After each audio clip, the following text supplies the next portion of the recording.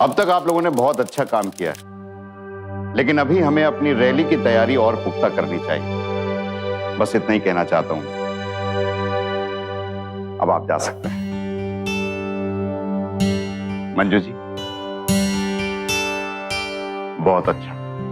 अब तो हमारे पास शब्द कम पड़ने लगे हैं आपके काम की तारीफ करने के लिए। अगर आपको एजेंडा मीटिंग में कोई और जरूरत हो तो हम कुछ और लोग आपके साथ भेज सकते हैं। नहीं सर, मैं संभाल लूंगी। मुझे पता है आप बहुत अच्छा काम करेंगे। सर, जो कुछ सीखा है आप ही से सीखा है, वरना मेरी क्या बिसात। अच्छा, मैं चलता हूं।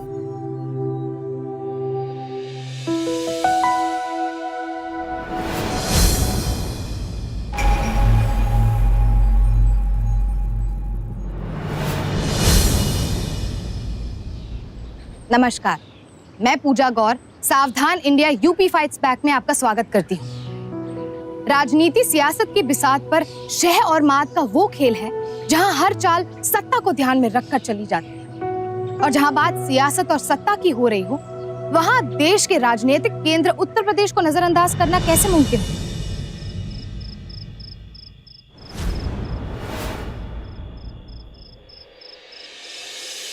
भैया जी, भैया जी, हमें आपसे एक जरूरी बात करनी है।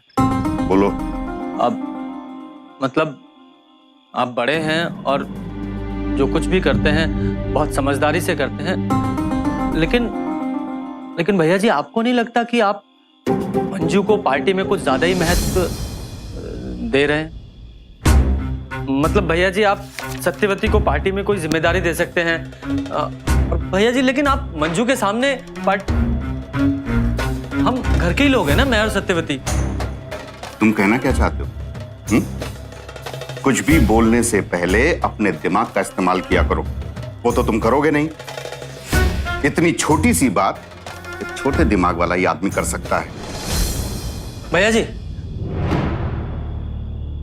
जी अगर आपको बुरा लगा तो मैं माफी चाहता हूँ। तो मैं माफ करने की ही तो गलती करता आ रहा हूं अब तक। अम्मा बाबूजी को दिया हुआ वचन निभा रहा हूं, वरना देखो, राजनीति में मेरे सिद्धांत कुछ अलग हैं, और अगर तुम ये सोचते हो कि हम अपने राजनीतिक आदर्शों को बदलकर सिर्फ तुमको और सत्यवती को फायदा पहुंचाएंगे तो ये तुम्हारी गलतफहमी है। मेरे लिए सिर्फ मेरी पार्टी पहले है, उसके बाद कोई और है। समझ में आया?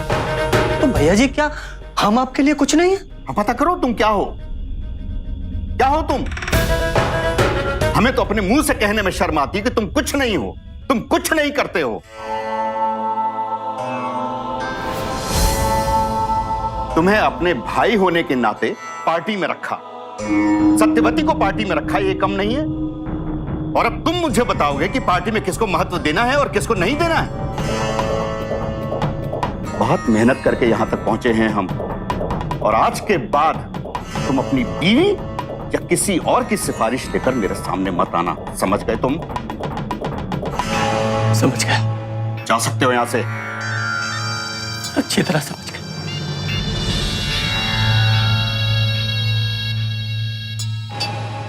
ठीक है आप? क्यों? क्या हुआ है मुझे? ठीक नहीं हूं मैं? नहीं, वो इतना जज्बाती होने की जरूरत नहीं थी। भाई है आपका, और वैसे भी आप तो जानते हैं कि राजनीति में ज्यादा आदर्शवादी होना कभी कभी नुकसान देता है। हो गया?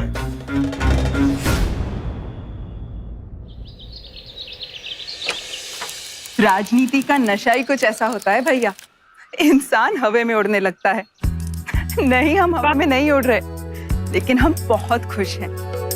जैसा हमने सोचा था बिल्कुल वैसा ही हो रहा है। अब सिर्फ हम पर ही विश्वास जताया जा रहा है। आप देखते जाइए भैया, कैसे महावीर जी हमारी उंगली पकड़ के हमें गद्दी पर बिठाते हैं। बहुत इंतजार किया है सत्ता सुख भोगने के लिए। चलिए रखते हैं, आज बहुत जरूरी दिन है हमारे लिए। जी।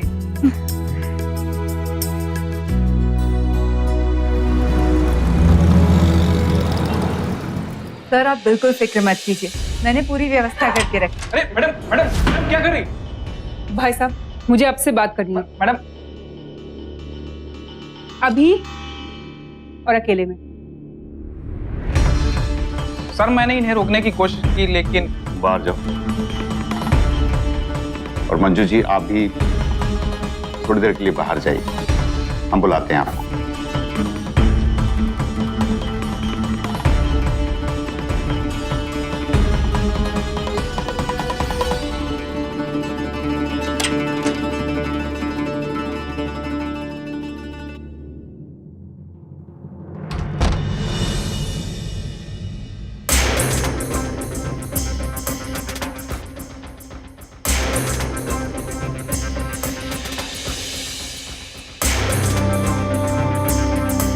तुम सिर्फ मन लगा के काम करती जाओ, बाकी सब कुछ हमारे ऊपर छोड़ दो। अरे ये सब किसके लिए कर रहे हैं? तुम लोगों के लिए कर रहे हैं ना?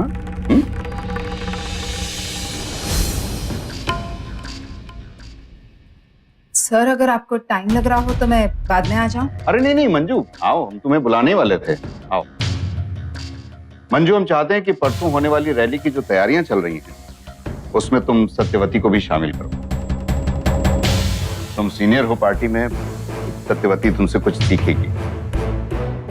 सर लेकिन रैली की सारी तैयारियां हो चुकी हैं। हाँ तो ठीक है, हमें पार्टी के हर सदस्य को साथ लेकर चलना होगा। अगर सत्यवती कुछ करना चाहती हैं तो उनको एक मौका देना चाहिए। ठीक है सर, अगर आप यही चाहते हैं तो ऐसा ही होगा। आपके हर निर्णय में अगर कोई आपके साथ हो या ना, मैं आपके साथ हूँ। अच्छा अच्छा, हम चलते हैं, तुम लोग बात करो कि क्या करना है।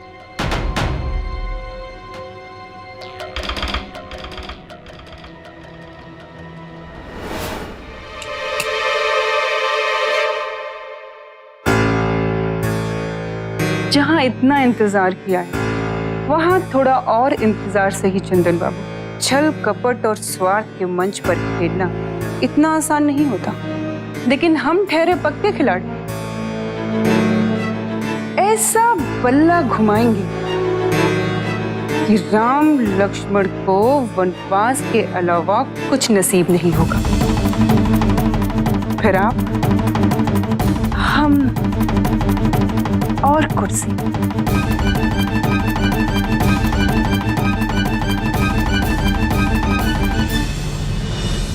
देश की सबसे बड़ी पंचायत यानी कि संसद में सबसे ज्यादा प्रतिनिधि इसी राज्य से चुनकर आते हैं। जाहिर है कि राजनीति में इतनी बड़ी भागीदारी की वजह से उत्तर प्रदेश में हमेशा सत्ता संघर्ष और सियासी दांवपेच का बोलबाला रहता है। आज हम फिरोजाबाद शहर में सत्ता संघर्ष की ऐसी साजिश दिखाने जा रहे हैं जिसने पूरे उत्तर प्रदेश के सियासी हलकों में तूफान ला दिया।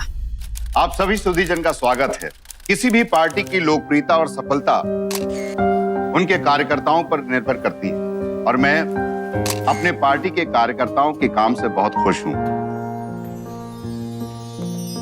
और पार्टी के हाईकमांड भी बहुत खुश है। और मैं मानता हूं कि जो कार्यकर्ता मन लगाकर काम करते हैं पार्टी में, उनको प्रोत्साहित करना चाहिए। उससे पार्टी का उत्साह बना रहता है। और मैं ये भी चाहता हूं कि हमारी जो रैली होने वाली है उसमें भी वही उत्साह दिखाई पड़े आप लोगों का।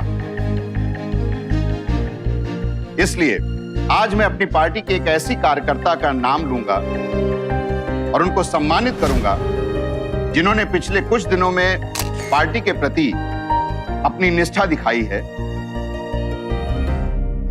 उनका नाम है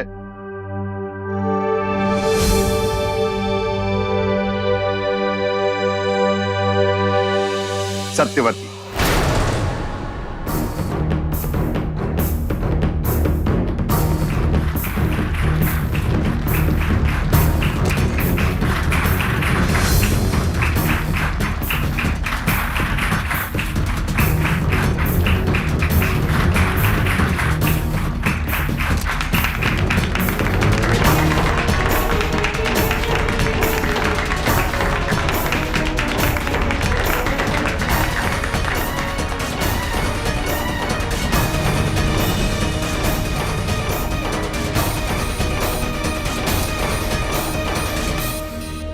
अरे ऐसा क्या हो गया कि तुम अंदर से यहां चली आई?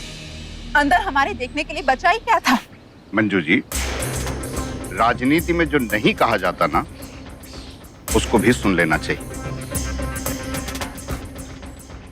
और जिस तलवार में जंग लगी होती है उसका भी इस्तेमाल करना चाहिए। अभी आपको राजनीति में बहुत कुछ सीखना है।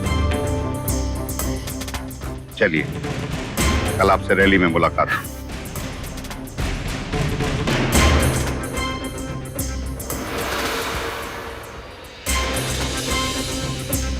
तुम लोग मानते हो मुझे? जी भैया जी, बिल्कुल। आप हुक्म कीजिए ना भैया जी। तो कल मेरठ कोर्ट में मेरी हियरिंग है, तुम दोनों वहां चले जाओ। बाकी कल रैली का काम मंजू देख लेंगे, ठीक है? जी भैया जी।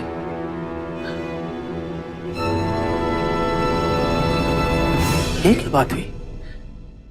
हमारी पार्टी ने पिछले चुनाव में वोट परसेंटेज बहुत कम हासिल किया था, लेकिन प्रदेश के कुछ हिस्सों में हमारी पार्टी ने बहुत अच्छा प्रदर्शन भी किया। हम हमेशा आम आदमी से जुड़े रहे हैं, उसके मूलभूत अधिकारों के बारे में बात करते रहे हैं, वही हमारा मुद्दा रहा है। तो इस बार भी हम चाहते हैं कि एजेंडा कुछ ऐसा बने जो आम आदमी से जुड़ा हो। हम पद की राजनीति छोड़कर आम आदमी से जुड़े ताकि हम उनका विश्वास जीत सकें। बहुत अच्छी बात। जी, आइए, आप इन दोनों को इस गाड़ी में लेके निकलिए, मैं अपनी गाड़ी से आता हूँ, ठीक है? अरे भाई, क्या हो रहा है ये? अरे क्यों मार रहे हैं आप उसको? अरे भागो!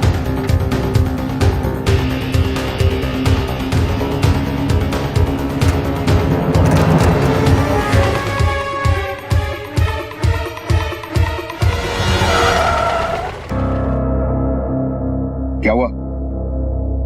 अरे क्या हुआ?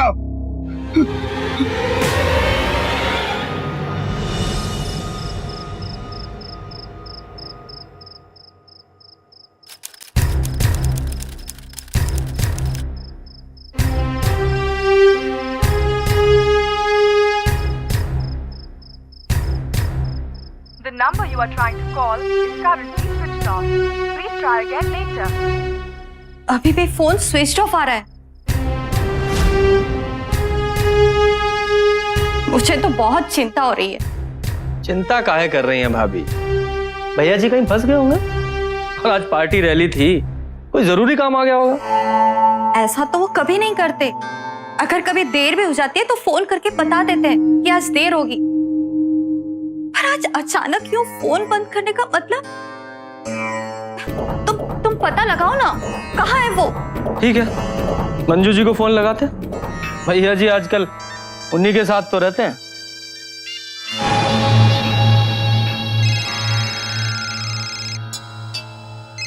लो, उसी का फोन आ गया। हाँ मंजू जी, बोलिए। महावीर जी कहाँ हैं? कहाँ है मतलब? अरे हम तो आप ही को फोन करने वाले थे। पार्टी रैली में आप ही के साथ गए थे ना भैया जी? नहीं, मैं जा नहीं सकी क्योंकि मेरी तबीयत खराब थी। लेकिन उन्होंने मुझे कहा था कि रैली खत्म होते ही वो मुझसे मिलने आएंगे। उनका फोन स्विच ऑफ आ रहा था, इसलिए मैंने आपको फोन किया। शायद आपको पता हो। अच्छा, ठीक है, हम उनके पीए को और बाकी कार्यकर्ताओं को फोन करते हैं, फिर आपको बताते हैं। जी।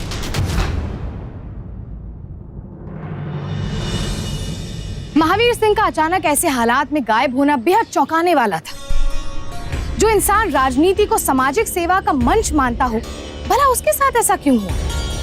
राजनीति में दुश्मनी एक आम बात है, लेकिन महावीर सिंह जैसे आदर्श नेता के साथ भला किसी की क्या दुश्मनी हो सकती है? आखिर कौन थे वो लोग और क्या राज था महावीर सिंह की गुमशुदगी का?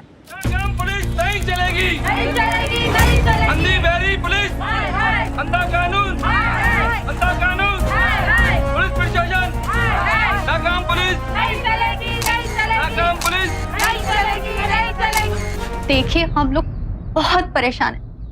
कल से लेके अब तक उनका कोई पता नहीं चला। कल रैली में गए थे, उसके बाद से गायब हैं। आप लोगों की नाकामी की वजह से अपराध इतना बढ़ गया है कि दिन दहाड़े एक हाई प्रोफाइल नेता का अपहरण हो जाता है। देखिए मैडम, आप भरोसा रखें, हम अपनी कार्रवाई में कोई भी कमी नहीं होने देंगे। वैसे आपको किसी पे शक है?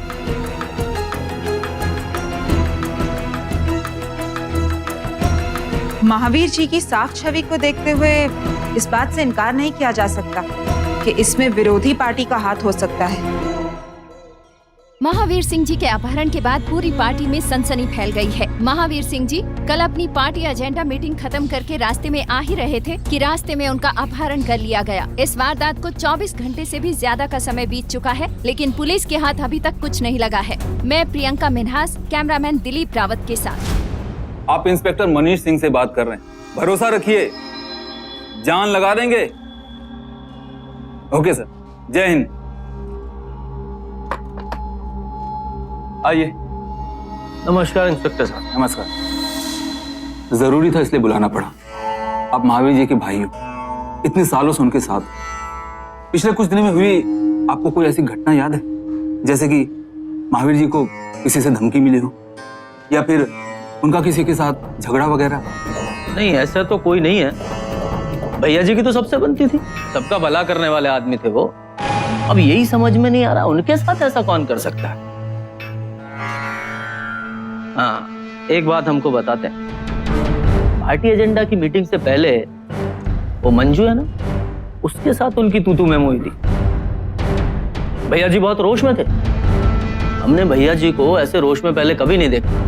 नहीं, हम किसी पे इल्जाम नहीं लगा रहे, बता रहे हैं जो हुआ था। हाँ? बाकी देखिए आप ये कैसी बातें कर रहे हैं इंस्पेक्टर साहब? आप हम पर शक कर रहे हैं? देखिए मैडम, हम तो बस अपनी ड्यूटी कर रहे हैं। हमें तो खुद आश्चर्य हो रहा है कि महावीर जी की किसी के साथ क्या दुश्मनी हो सकती। औरों के लिए वो सिर्फ एक नेता थे, लेकिन हमारे लिए गुरु समान थे वो। इंस्पेक्टर साहब, हम आपसे कुछ छिपाना नहीं चाहते। प्यार करते थे हम उनसे,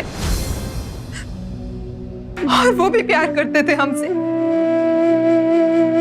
और कहा सुनी किसके बीच नहीं होती, लेकिन इसका ये मतलब नहीं कि हम ऐसा कोई कदम उठाएंगे। हमसे ज्यादा गुस्सा तो वो सत्यवती और बलिराम पर होते थे। उन लोगों ने हमेशा उनके ओहदे का फायदा उठाने की कोशिश की।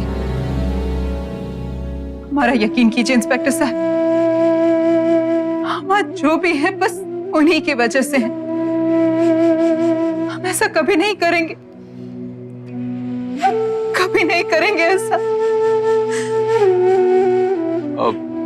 इट्स ओके मैम, आप जा सकते हैं। आपको अपने पति और मंजू जी के संबंधों के बारे में पता है? ये सब झूठ है। मेरे पति ऐसे नहीं है। मंजू को मैं अच्छी तरह जानती हूँ। पार्टी में जगह बनाने के लिए बस यही बोल बोलकर भाई साहब का फायदा उठाया है। चलता हूं, और अगर और कुछ पूछताछ करनी होगी तो मैं फिर आऊंगा।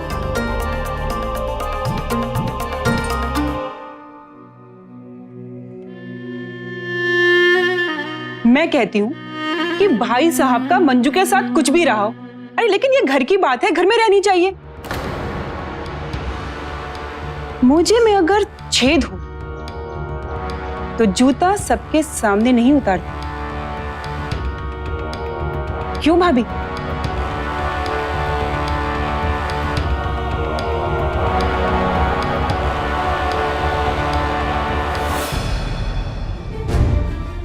करते कुछ और कहते कुछ। इनके हर बयान का मतलब कुछ ना कुछ उल्टा ही होता है। इन पे भरोसा नहीं किया जा सकता। केस तो सुलझने के बजाय उलझता ही जा रहा है। कहीं इनके सत्ता के चक्रियों में हम अभिमन्यु न बन जाए। पुलिस तहकीकात की शुरुआती पूछताछ के दौरान मामला सुलझने के बजाय और उलझ गया। शक के कई किरदार महावीर सिंह की गुमशुदगी से जुड़े नजर आ रहे थे। ऐसे में पुलिस के लिए इस तहकीकात को एक दिशा दे पाना बेहद मुश्किल हो रहा था। सवाल ये था कि सच कौन बोल रहा था। जितने लोगों से पुलिस ने पूछताछ की थी, क्या वो इस केस पर रोशनी डाल रहे थे या फिर कानून को ही गुमराह कर रहे थे?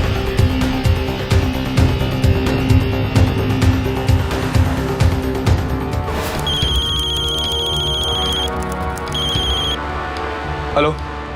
हाँ। कहाँ? हाईवे नंबर 4 पे?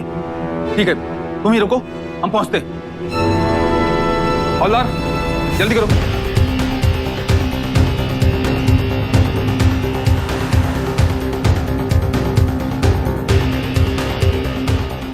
एक मिनट, साइड हो जाइए, साइड हो जाइए आप लोग। अरे हमें अपना काम करने दीजिए। सर, शिनाख्त हो गई है, महावीर सिंह जी की ही गाड़ी है। और ये लाश? सर, ये लाश शायद उनके ड्राइवर की है, अभी इसकी शिनाख्त होनी बाकी है।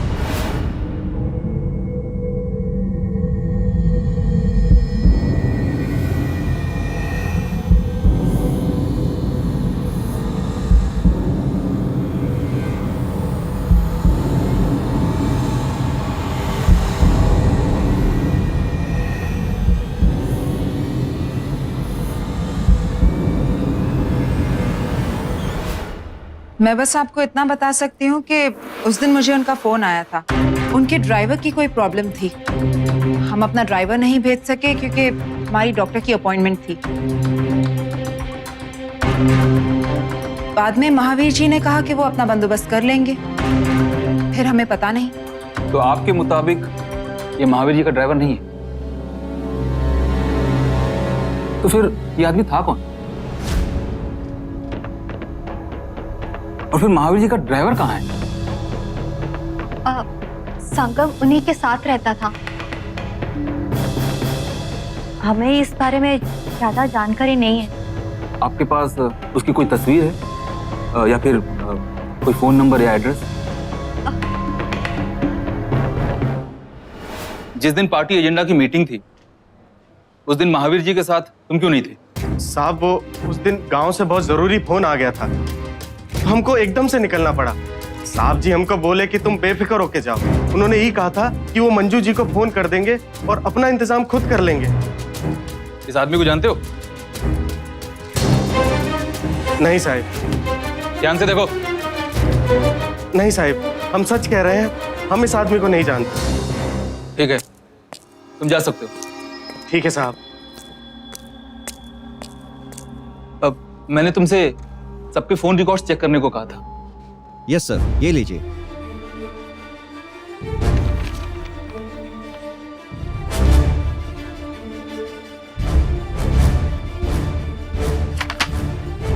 सर, मंजू जी के तो सारे फोन रिकॉर्ड्स क्लीन हैं, लेकिन सत्यवती मैडम का अपोजिशन लीडर चंद्र सिंह जी के साथ बहुत लंबी चौड़ी बातचीत हुई।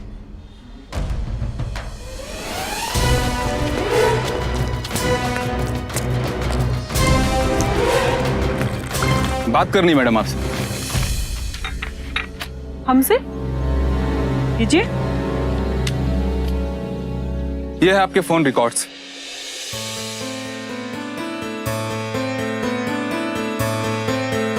पिछले कुछ दिनों से लगातार आपकी बातचीत हो रही है चंद्र सिंह जी से। जरा हमें भी तो बताइए कि ऐसी कौन सी खास बात हो रही है आप दोनों के बीच? ये क्या बकवास है? चंद्र सिंह वो अपोजिशन पार्टी का लीडर? जी हाँ बलीराम जी, यही तो हम भी समझने की कोशिश कर रहे हैं कि दिन में 5-5 बार इतनी लंबी लंबी इन दोनों के बीच क्या बातें हो रही हैं? इंस्पेक्टर, हम आम खाएं या बेर, इससे आपको क्या फर्क पड़ता है? फर्क तो आपको पड़ने वाला है सत्यवती जी। चंद्र सिंह का बयान है हमारे पास। किशन जी ने बताया है कि उनकी राधा आप ही हैं, जो सत्ता की लालच में अपने पति का इस्तेमाल करते हुए महावीर सिंह जी की गद्दी तक पहुंचना चाहते थे। तुम पे भरोसा करके बहुत बड़ी गलती की मैंने। सत्ता की लालच में तुम इस हद तक गिर जाओगी मैंने सोचा भी नहीं था। अच्छा, हमें सत्ता का लालच और आपको तो जैसे दरबान की नौकरी पसंद है ना? खूब समझते हैं हम। बड़ी सफाई से हमारे कंधे पे बंदूक रख के सही समय का इंतजार कर रहे थे आप कि कब आप ट्रिगर दबाएं और कब आपके भैया जी और हमारा खेल खत्म हो जाए। खेल? हम खेल खेल रहे हैं? या तुम खेल खेल रही हो उस अपोजिशन लीडर चंद्र सिंह के साथ मिलकर? कहाँ है भैया जी? क्या किया है भैया जी के साथ? कहाँ है भैया जी? कोई बात नहीं, वो तो हम पता लगा लेंगे कि महावीर जी कहाँ पे है। चले, ले चलो इन्हें।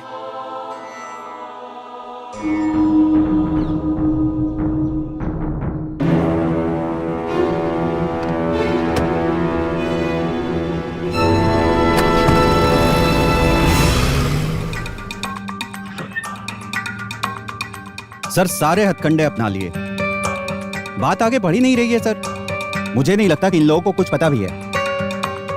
इन्हें नहीं पता होगा तो किसे पता होगा? इसमें से उस दिन कोई भी महावीर जी के साथ नहीं गया। हमने सबसे पूछताछ कर ली, सपोर्टर्स, सत्यावती, बलिराम, शोभा, मंजू। पता नहीं क्यों मुझे लग रहा है नहीं हमसे कोई ना कोई कड़ी छूट रही है। और ऊपर से वो लाश, उसके बारे में किसी को कुछ पता ही नहीं। एक मिनट, उस दिन मंजू ने अपने बयान में यह कहा था कि महावीर जी का उन्हें फोन आया था उनके ड्राइवर के लिए, और वो ड्राइवर उनके पास नहीं जा पाया था। हमने अब तक उस ड्राइवर का बयान क्यों नहीं लिया? एक काम करो, उस ड्राइवर को बुलाओ, हमें उससे बातचीत करनी है। Yes sir.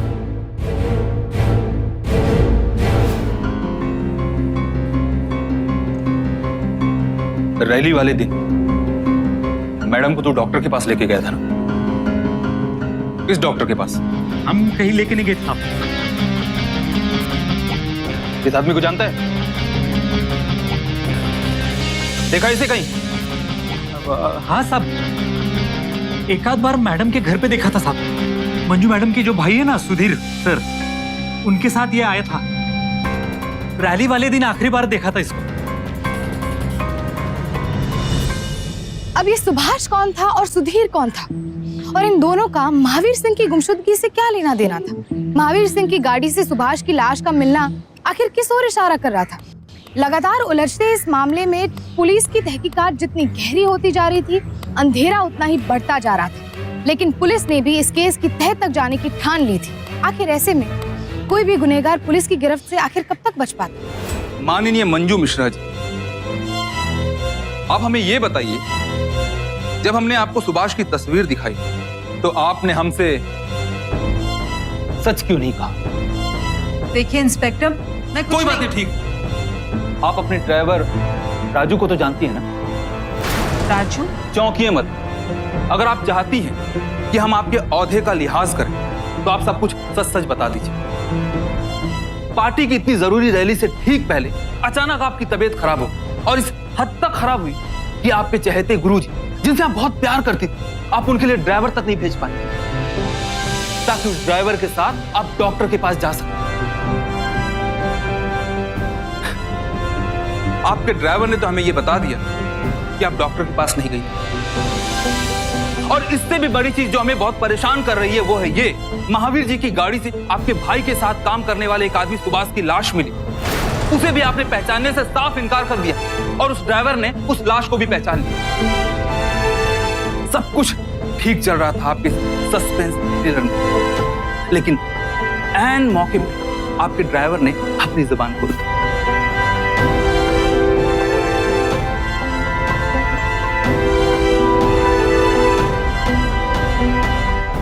अब बताइए, इस सस्पेंस से पर्दा आप उठाएंगे या फिर हम उठवाएंगे? बोलो, बताइए, कहां है महावीर सिंह? इस प्लान में कौन कौन सा आपके साथ? कहां है महावीर जी? आपको सच बताना ही पड़ेगा। कहां है महावीर जी? महावीर जी, मैंने ही अपने भाई सुधीर के साथ मिलकर मरवा दिया उन्हें।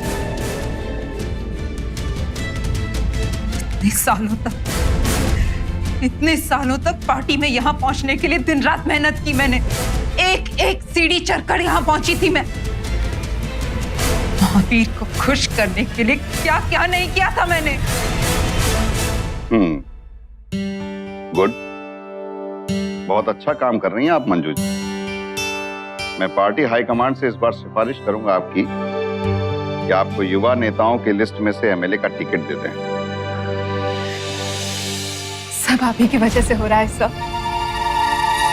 हम तो बस यही चाहते हैं कि हम हमेशा आपको खुश रखें। मंजू जी, मैं शादीशुदा हूं और मैं अपने पार्टी के कार्यकर्ताओं के सिर्फ काम से खुश होता हूं।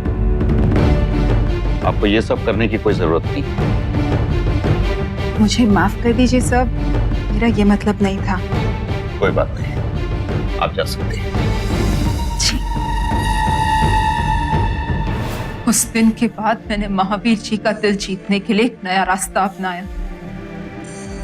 मैंने दिन रात मेहनत की, पार्टी और महावीर जी की नजर में अपनी छवि बनाई और फिर धीरे धीरे मैंने महावीर जी का दिल जीत लिया और उनका दाहिना हाथ बन गई।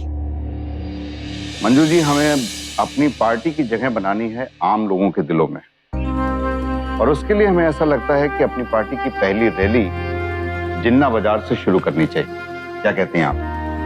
सर, रॉफ चौक से शुरू करें तो बेहतर हो सकता है। वहाँ आसपास 4-5 कॉलेजेस हैं। पहली रैली वहाँ से हुई तो हमें विद्यार्थियों का अच्छा सपोर्ट मिल सकता है, अगर आप सही समझें तो। इसमें सही समझना क्या है, बिल्कुल ठीक कह रही हैं आप। और आपको इस रैली के लिए कोई भी मदद चाहिए हो तो आप मुझे बताइएगा। सारी चीजें सही जा रही थी। महावीर जी ने आंख बंद करके मुझ पर विश्वास करना शुरू कर दिया था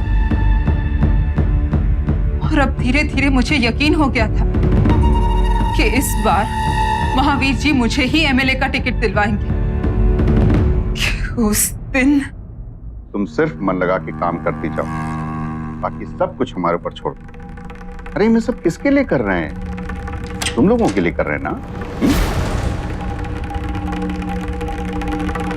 सर, अगर आपको टाइम लग रहा हो तो मैं बाद में आ जाऊं। उस दिन महावीर जी ने मुझे कहा कि मैं सत्यवती को रैली में सम्मिलित करूं। मैंने उनका कहा मान लिया, लेकिन फिर जो हुआ उसके बाद। अरे ऐसा क्या हो गया कि तुम अंदर से यहाँ चली आई? अंदर हमारे देखने के लिए बचा ही क्या था? क्या मतलब, मैं समझा नहीं। मैं आपको एक आदर्शवादी नेता समझती थी जो अपने रिश्तों को अपने काम से अलग रखता है, लेकिन सत्यवती को इस तरह मेरे काम का श्रेय देकर आपने ठीक नहीं किया। आपने साबित कर दिया कि खून खून होता है। इसके लिए मैं आपको छोड़ूंगी नहीं सब। आज आपने सत्यवती को हमारे काम का श्रेय दिया है, कल हमारी जगह भी दे देंगे। हमारी मेहनत का तो आपकी नजरों में कोई मोल ही नहीं है। मैं इतनी आसानी से हार नहीं मानूंगी। अपनी जगह बनाने के लिए मैं किसी भी हद तक जा सकती हूँ, किसी भी हद तक। देखो मंजू, राजनीति में जज्बातों की कोई जगह नहीं होती, और हम तो सिर्फ नए कार्यकर्ताओं को प्रोत्साहित कर रहे थे ताकि उनके अंदर भी काम करने की लगन पैदा हो। ठीक है, तो कल रैली में भी सत्यवती को ही ले जाइएगा, आपसे थोड़ी और राजनीति सीख लेगी। अगर तुम्हें लगता है तो मैं सत्यवती को कल नहीं लेके जाऊंगा अपने साथ। महावीर मुझे राजनीति सिखाएगा? मुझे? मेरी वजह से इतनी लोकप्रियता मिली है उसको, और वो 2 कौड़ी की सत्यवती मुझे हराएगी। पता नहीं क्या जादू करके रखा है उसने बुढ़े पर। शांत हो जाओ बहना। कैसे शांत हो जाऊं? कैसे?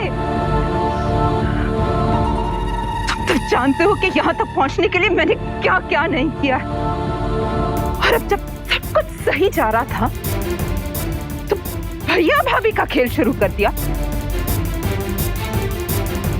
भैया भाभी, लेकिन अब और नहीं। सत्ता के इस खेल में औरों को नहीं, राजा को मात देनी होगी। सही सोचा तुमने बहना, बिल्कुल सही सोचा। और फिर हमने प्लान बनाया। इस प्लान के मुताबिक हमें सबसे पहले महावीर जी के ड्राइवर को हटाना था। हमारे गांव से फोन? हेलो हेलो संगम, वो कहा है कि तुम्हारी अम्मा की तबीयत बहुत खराब है। तो एक काम करो, जल्दी गाँव आ जाओ। हम आते हैं, हम जल्दी आते हैं। आगे के प्लान के लिए मैं तैयार थी, इसलिए जब महावीर ने मुझे फोन किया तो मैंने गाड़ी भिजवाने से मना कर दिया और जानबूझ के सुधीर के ड्राइवर सुभाष को भेजा। सुभाष को पता था कि गाड़ी कहाँ रोकनी है ताकि हमारे आदमी महावीर का काम तमाम कर सके। उसके बाद मेरे आदमियों ने सुभाष को भी गोली मार दी।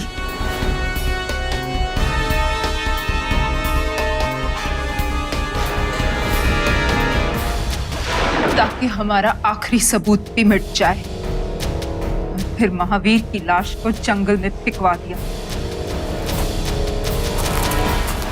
हम लोग जानते थे जब तक महावीर की लाश मिलेगी तब तक सपोर्टर्स मुझे चुन चुके होंगे।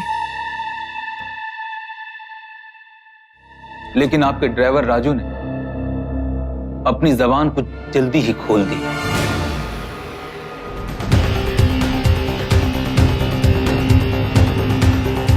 और जैसा कि आप देख रहे हैं कि महावीर सिंह जी की लाश एक हफ्ते बाद ही सही पर मिल गई है। पुलिस इसके बारे में चीजें तलाश रही है, पर अभी तक पुलिस के हाथ कुछ भी नहीं लगा। पुलिस के लिए अब तक जो महज एक अपहरण का मामला था, वो असल में एक खौफनाक और सोची समझी साजिश थी जो राजनीतिक स्वार्थ से प्रेरित थी। मंजू की गवाही के बाद ये सच सामने आया कि मंजू ने कैसे सत्ता स्वार्थ के लिए अपने ही भाई सुधीर के साथ मिलकर अपने ही राजनीतिक गुरु महावीर सिंह को रास्ते से हटा दिया। सत्ता सुख के लिए कैसे रिश्तों की बलि दी जाती है, कैसे विश्वासघात किया जाता है, इसकी सच्चाई हमें इस केस से पता चलती है। इस हत्याकांड के दोषी मंजू मिश्रा और उसके भाई सुधीर मिश्रा को आखिरकार पुलिस ने पकड़ ही लिया। सारे सबूत होने के बावजूद मंजू और सुधीर को सजा सुनाने में अदालत को 6 साल लग गए। एडिशनल सेशंस कोर्ट ने महावीर सिंह मर्डर केस के दोषी मंजू और सुधीर को धारा 120B के तहत साजिश रचने के जुर्म में, धारा 364 के तहत अपहरण करने के जुर्म में और धारा 302 के तहत जान से मारने के जुर्म में दोषी पाया।